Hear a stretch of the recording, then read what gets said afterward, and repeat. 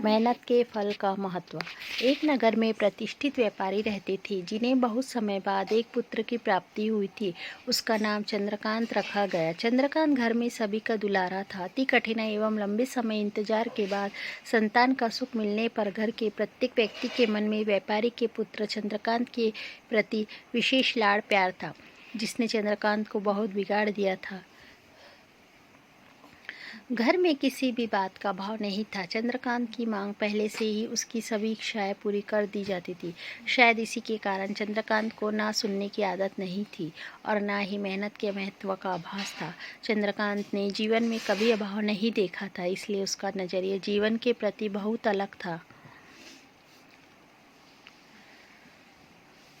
और वहीं व्यापारी ने कड़ी मेहनत से अपना व्यापार बनाया था। ढलती उम्र के साथ व्यापारी को अपने कारोबार के प्रति चिंता होने लगी थी।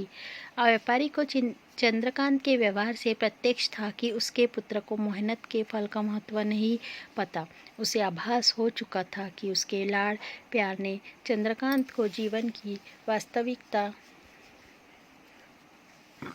और जीवन में मेहनत के महत्व से बहुत दूर कर दिया है। गहन चिंतन के बाद व्यापारी ने निश्चय किया कि वो चंद्रकांत को मेहनत के फल का महत्व स्वयं सिखाएगा, चाहे उसके लिए उसे कठोर ही क्यों न बनना पड़े। व्यापारी ने चंद्रकांत को अपने पास बुलाया और बहुत ही तीखे स्वर में उससे बात की। उसने कहा कि तुम्हारा मेरे परिवार में कोई अस्तित्व नहीं है। तुमने मेरे कारोबार में कोई योगदान नहीं दिया और इसलिए मैं चाहता हूँ कि तुम अपनी मेहनत से धन कमाओ, तभी तुम्हें तुम्हारे धन के मुताबिक 2 वक्त का खाना दिया जाएगा। यह सुनकर चंद्रकांत को ज़्यादा कोई फर्क नहीं पड़ा। उसने उसे क्षण भर का गुस्सा समझ लिया, लेकिन व्यापारी ने भी ठान रखी थी। उसने घर के सभी सदस्यों को आदेश दिया कि कोई चंद्रकांत की मदद नहीं करेगा और ना ही उसे बिना धन के भोजन दिया जाएगा। चंद्रकांत ने सभी बहुत प्यार करते थे, जिससे उसने बहुत फ़ायदा उठाया। वो रोज़ किसी न किसी के पास जाकर धन मांग लाता और अपने पिता को दे देता और व्यापारी उसे उन पैसों को कुएं में फेंकने का बोलता, जिसे चंद्रकांत बिना किसी अड़चन के फेंक आता और उसे रोज़ भोजन मिल जाता। ऐसा कई दिनों तक चलता रहा, लेकिन अब घर के लोगों को रोज़ रोज़ धन देना भारी पड़ने लगा। सभी उससे अपनी कन्नी काटने लगे, जिस कारण चंद्रकांत को मिलने वाला धन कम होने लगा। उस धन के हिसाब से उसका भोजन भी कम होने लगा।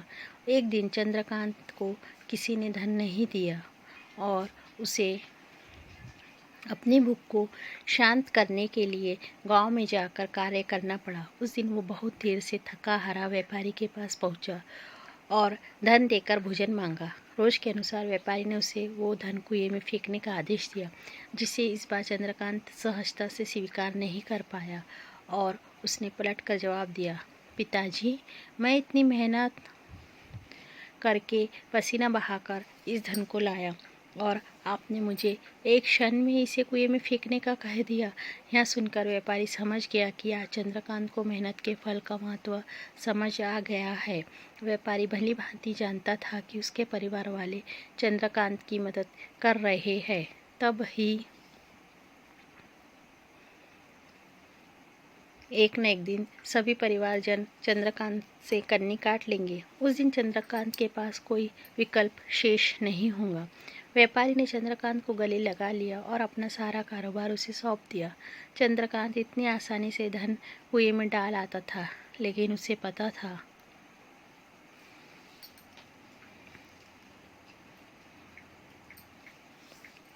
मेहनत ही एक ऐसा हथियार है जो मनुष्य को किसी भी परिस्थिति से बाहर ला सकता है। व्यापारी के पास इतना धन तो था कि चंद्रकांत और उसकी आने वाली पीढ़ी बिना किसी मेहनत के जीवन आसानी से निकाल लेते। लेकिन अगर आज व्यापारी अपने पुत्र को मेहनत का महत्व नहीं बताता, तो एक न एक दिन व्यापारी की आने वाली पीढ़ी व्यापारी को कोसती। शिक्षा। आज के समय में उच्च वर्ग के परिवारों की संतानों को मेहनत के फल का महत्व पता नहीं होता और ऐसे में यह दायित्व उनके माता पिता का होता है कि वह अपने बच्चों को जीवन की वास्तविकता से अवगत कराए। लक्ष्मी उसी घर में आती है जहाँ उसका सम्मान होता है।